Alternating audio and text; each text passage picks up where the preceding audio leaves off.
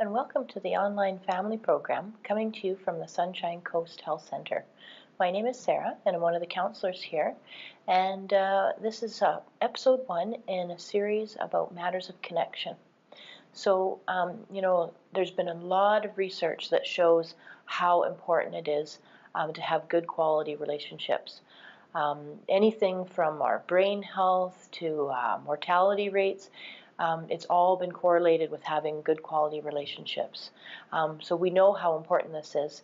And another thing that's really interesting is that quality relationships are more important for your health than even your socioeconomic status or how much money that you make. So that's why I wanted to take this series and talk about that. People, if you think about it, people on their deathbed, they rarely lament about that they are regretting telling their loved ones that they love them too much. It's the opposite. They always wish that they said more and gave more love to their loved ones. So I want to take this series and talk about isolation, care and connection, and also affection in early recovery. So isolation.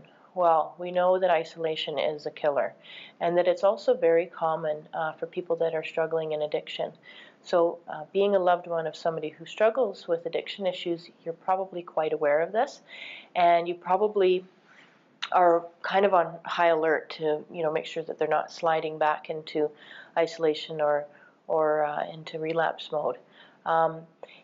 It can be kind of hard to approach somebody about this sometimes, because sometimes from our outside view, it might look like they're isolating when really what they're doing is they're just taking some much needed time for themselves. So the way that you approach somebody about this, be it your son or your husband or whoever, it's really important the way that you approach it. So make sure that you're not jumping to conclusions or that kind of a thing.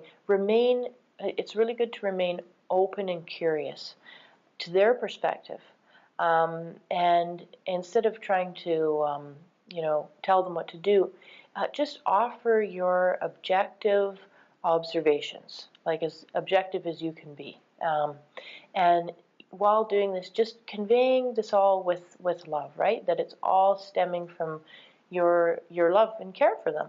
And I think that when you do that, maybe they hadn't noticed that they're sliding back into isolation, and if you approach it in this way, that they'll be more open to hearing that and doing something about it. But you have to be careful, because you have to remember that you can't control them. We can only control ourselves. So I hope that helps. And so next week we're going to talk about care and connection. So I hope you join us then.